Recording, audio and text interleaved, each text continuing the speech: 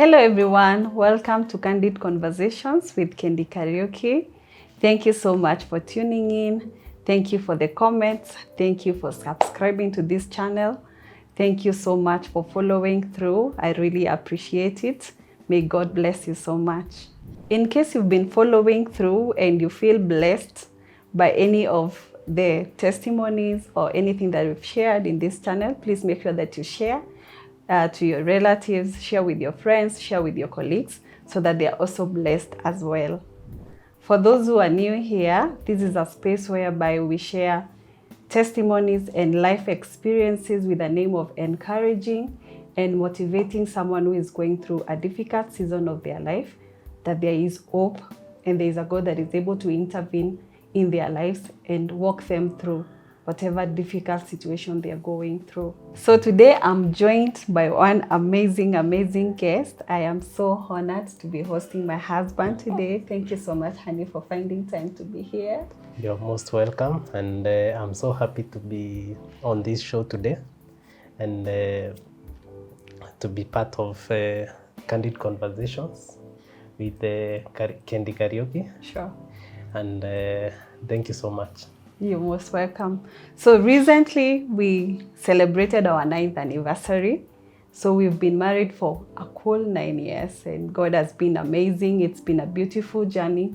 We don't take credit for being these good people that our marriage has worked. We accredit it to God. He's been so faithful. He has taught us through the journey and we felt it's worthwhile that today we share the 9 lessons that we have learned through the 9 years that we've been married.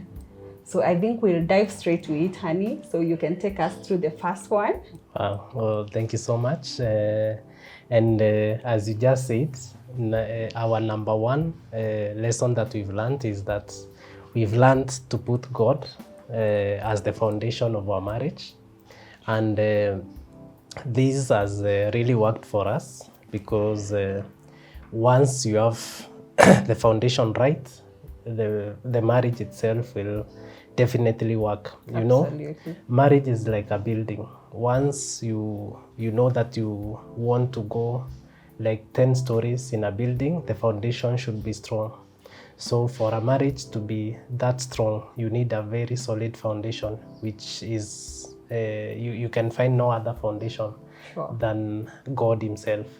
You know, God is the author and the author of all marriages, and he knew what he wanted when he created the institution of marriage. So when you put him as the foundation, you are sure that the building, in this case your marriage, is founded on a very strong foundation, and therefore the marriage can only thrive, and it will be strong and firm no matter the turbulence. Very true, yes. Indeed. And thank you so much. So I think I'll take the next one. And the next one is being intentional in working on your marriage. And what I'd like to say is that it's your personal responsibility to make marriage work. Yes, marriage works, but it's also work. So you need to be very intentional in making your marriage work. And how do you get intentional is by knowing that you don't take anything for granted. Yeah, is knowing that because simply you're married doesn't mean that things will just flow. Yeah, you have to be intentional, and I like likening marriage to a flower bed. You know, where you see flowers thriving and blossoming. Someone has put in some work in it. Yeah, sure. Yeah, they have either watered. They have at some point pruned the flowers. They have put in some manure for it to work. So same case to marriage. For it to work and for it to be something admirable that people look and admire, you have to put in some work into it. Yeah. And this is by being very, very intentional on making it work. Yes. I actually like it when you say that each one of you should be intentional, and they should be take it as a responsibility, their own personal responsibility. So true. They don't expect either their parents that they are responsible for their marriage, or even their pastor, or even their spouse, or yes, or their so they should be very intentional and know that it's their personal responsibility to make the marriage better. Very true. Yes. Very true, because you find some people usually have this mentality of, I am going in and my spouse should make me happy. Yeah. You know, in marriage, we go there to give and not to receive. Yeah, it's sure. more of what are we going to give. Yeah. So we take it as a personal responsibility that I'm going in and I'm going to make it work. Yes. Wow. Yeah, so maybe you can You can pick the third one. Yeah. Yes. So number 3, we've discovered and learned that prayer is very important. It's important that you and your wife or husband pray together. Very true. Yeah, because the Bible says in Matthew 18:19 that when two agree on a matter, there is the Father in heaven honors that. Yes. It is established. And it is established. Yeah, sure. So you can imagine if a couple agrees on any matter, is it their maybe their goals, their spiritual life? Yes. If they agree on any matter, God will honor that and it will be established. Very true. So when you pray together as a couple, it means that your marriage will be whatever you focus on. Yeah. Is it a project or whatever that you do? Yes. You mention it to God. Yeah. God will definitely do it for you. Very true. Yeah. And just to add to what you said about prayer is the enemy, who is, you know, we only have a common enemy with the devil, and he is never happy when a godly marriage is established. So anytime a godly marriage is established, he's out there to fight you. Yeah. And the reason why he fights a godly marriage that has been established is because he knows the power that the two people have, you know, the couple, that's the husband and the wife have, if they put in their energy and their efforts together to serving God or even to make marriage work. You know, one of the reasons why people get married is to be able to discover their purpose. Yeah. And when two come together, you know, two are always better than one, yeah? So when two come together, they can achieve great things. And that's what the enemy is looking at and is trying to fight, because he knows when you join in together, then you're going to achieve great things to God or for God, and you're going to glorify God through your marriage. You know, the church is constituted by families. So when we have functional and working marriages, that means the church is also thriving. Yeah, sure. So the enemy is never happy when he sees marriages thriving, because he knows eventually the church is also going to thrive. Yeah. And so when you're cognizant of this, you always win your battles through your knees. Yeah, you go to God in prayer and pray for your marriage. That is something that you should not ever take for granted. Pray on a daily basis. And that has worked for us. And I really thank God, because He's always answered our prayers. Yeah, sure. Yes. So I think we can take in the fourth one. The fourth one? Yes. So the fourth one is working on your friendship. I cannot overemphasize this. I mean, friendship is the glue that holds marriages together. Yeah. Without friendship, it's very easy for you to communicate as a couple, because you may not even find what to talk about if you don't have things that you share in common. You don't have common interests. So one of the key things that you do as a couple is to work on your friendship. When you have your spouse as your friend, then you can go to whichever depths of friendship together. Because one of the things is you will never want to hurt your friend, right? Yeah, when your spouse is your friend, you will always be out to defend them, to make sure that they are happy, and the marriage will flourish. A research has been done, and it has been established that marriages that are built on friendship thrive and flourish. Wow. But those marriages that are just founded on, I just bumped into someone, I think we can become husband and wife. You see, they always have issues, but when you have your spouse as your friend, it's a huge plus. And one of the ways that you can work on your friendship is to communicate more oftenly. Look for things that interest both of you. And even if, for example, you don't like something and your spouse likes it, like say for instance, football. Yeah, like my husband likes watching movies. I don't like watching movies, but because he loves watching movies, I had to get used, you know, so that we go out for movie dates, and that makes our marriage beautiful. Yeah, sure. And then again, as we communicate over and over again, we are very intentional about our communication. We ensure that we talk on a daily basis. Either he is in or he has traveled. I ensure that we are in constant communication, because this is what builds our friendship. Yeah. And our marriage is founded on our friendship. Yes. Wow. Yes. Yeah, so I think even to take it further, someone should make a decisive and intentional decision to make their spouse their best friend. Yeah, sure. I think that has worked for us, I like that. because you find that you will not choose other friends before your spouse. Over your spouse, Yes, sure. yes. So when you are making even the decision of hanging out, Yes. and maybe your spouse wants to hang out with you Yes. before maybe the boys. Yeah. So you ensure that you make the choice of hanging out with your best friend first. Yes. So if they are probably not available, or they are doing something, or they can excuse you to hang out with the boys, then that's okay. Very true. But once you worked on your friendship and you have your spouse as your best friend, this one will definitely work for you, and you see that your marriage will thrive even more. Sure. And this will be even easier on your or in your marriage journey. Absolutely. Yeah. So maybe we can go to the next fifth lesson. lesson. Yes, the fifth lesson. Yes. Yeah, and the fifth lesson that we've learned in marriage is that finances they play a very big role, and you should marry your finances, just to Sure. put it plainly. Yes, yes, yes. So once you are married, you cannot say that you are married, the two of you, but your finances are not married. Yes. Exactly.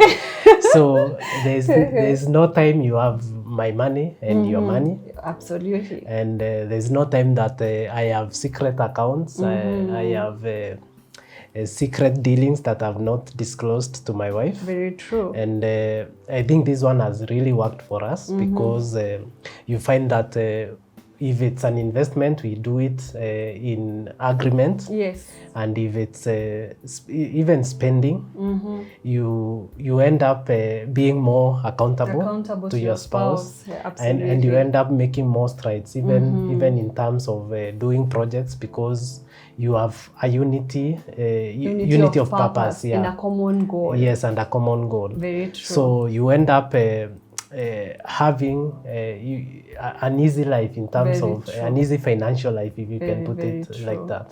Yes. And I really wonder why it's very hard because I can tell you this is the elephant in the room. Most of the couples don't get to agree on how they manage their finances. But I always ask myself, if you have trusted this person with your life, what is money? I mean, because it doesn't make sense to trust someone with your life and then you cannot trust them with your bank account. Wow. Yeah, so as you mentioned, honey, it's good for people to know that it's good to have your finances get married as well. When you get married, get your finances married as well. Yeah. And that's where you'll have it very easy to manage your finances and to be accountable to each other.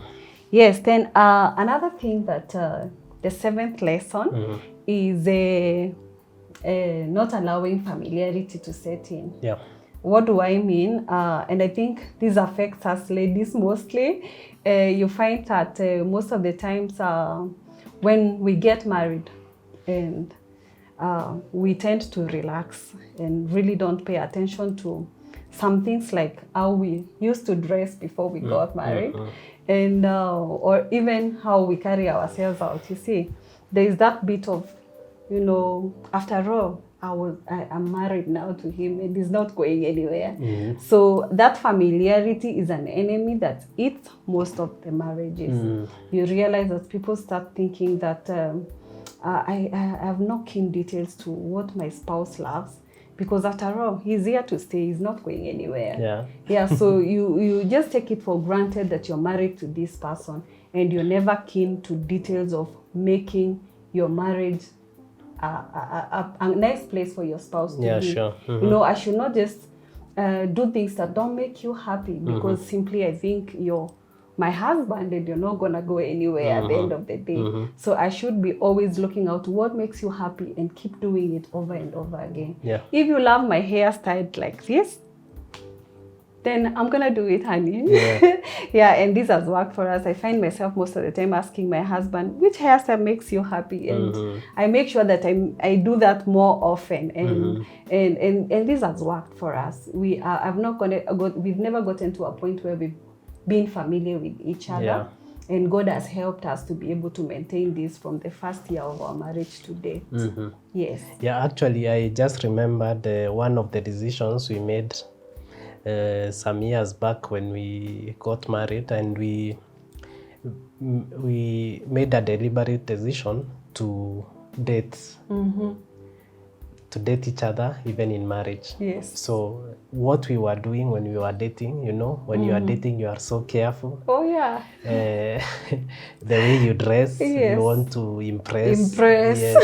So this one should also go in marriage. In marriage, sure. So you carry that attitude in marriage, and definitely you will succeed in whatever that you do, and your marriage will keep on flourishing, because you'll be looking forward to seeing and talking to your spouse and having time with them. You'll always look forward to having those coffee dates, to having those movie dates, and it's even better in marriage. You realize that it's even better in marriage than in when you are dating. And as you're talking, honey, I just remembered one of the areas where people start allowing familiarity to set in is when the kids come in. When the kids come in, and you know, life changes, and you know, those small details that used to be paid attention to just shifts, and the attention mostly, that's why I was saying this is affecting us mostly, is you see that ladies tend to draw their focus to the children, and they forget their husbands, you see? And the assumption is like, he'll understand. After all, these are his children. So you should not get to a point where you feel that you neglect your husband and make him feel like a stranger in your own house because the kids have come in. You know, everyone else will go, even the kids included. At some point they will leave you. So be intentional in not getting to a point where you just assume things will just fall in place on their own. Be very focused when it comes to, you know, those small details. You know, most of the people who divorce, actually, honey, did you know, it's not usually because of big issues. So, you know, those small issues, they matter a lot, and they count a lot. So I think we can go to the next point.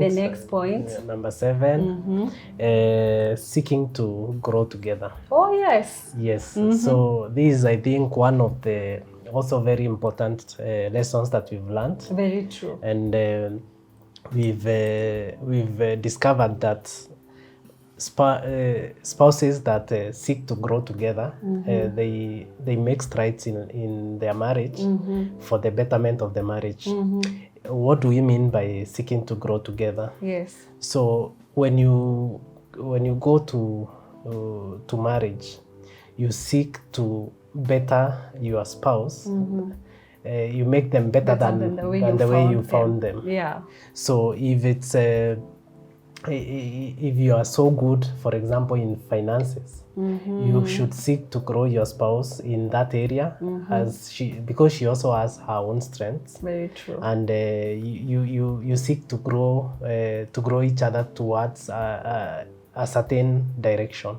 So you don't find someone, for for example, a husband who is a CEO, and the wife cannot even fit in the social circles of the husband. Very true. Because the husband did not seek to grow the wife, Very maybe true. to a certain level where he can easily and freely introduce her to the peers. To the peers, Very true. to the friends. And you find that sometimes it goes to a level where someone chooses that they will never appear in public with their spouse. Yeah.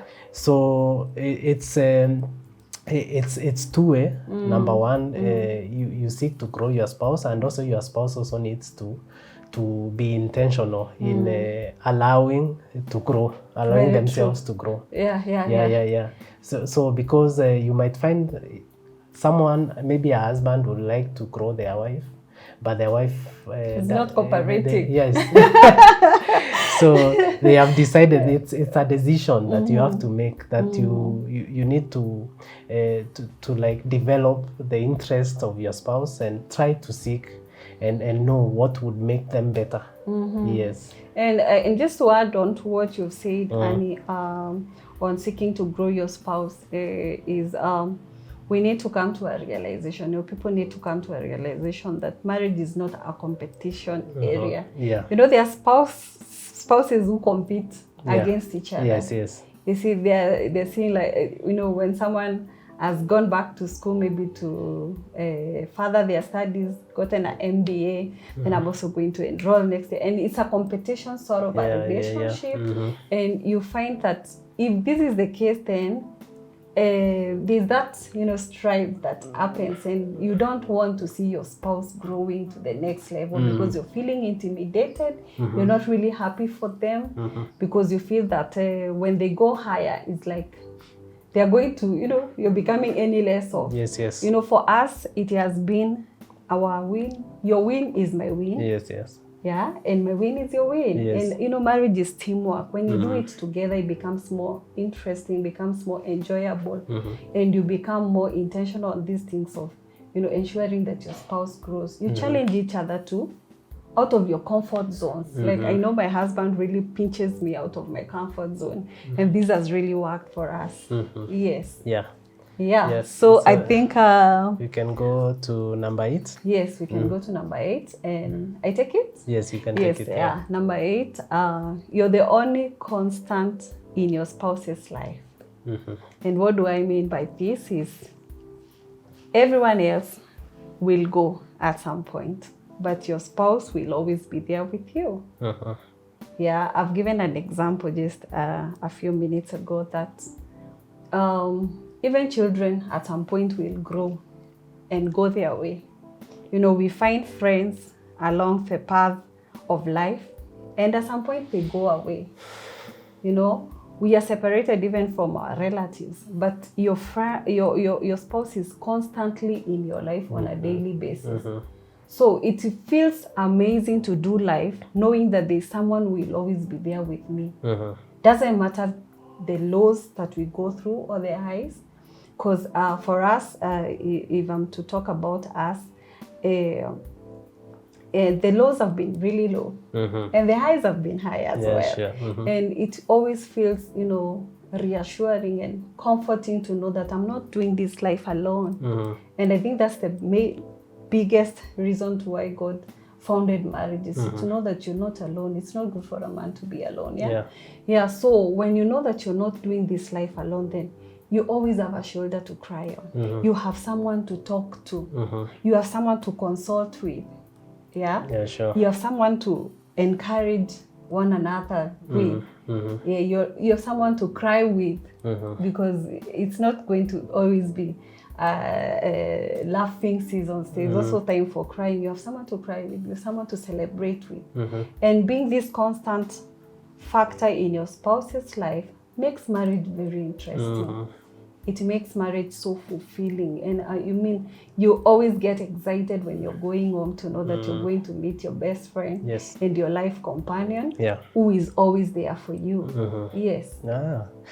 Yeah, I agree with you on that. And as you said it, I think you put it very correctly, that you should always know that there's someone who's always got your back. Very true. So whatever the challenges that you find out there in the marketplace, as you go around the business, maybe at your workplace, you are very sure that when you go home, you have someone you can share your fears with, and they will not judge you. It reminds me of Genesis, when God brought Adam and Eve together, and both were naked and not ashamed. Yes, very true. So it's that perfect scenario that God had looked at, and He really expects that we are there for each other. Very true. As husband and wife, and there should be no one time when I feel like those are your problems, just deal with them. I should be your number one backup. Very true. Yes. And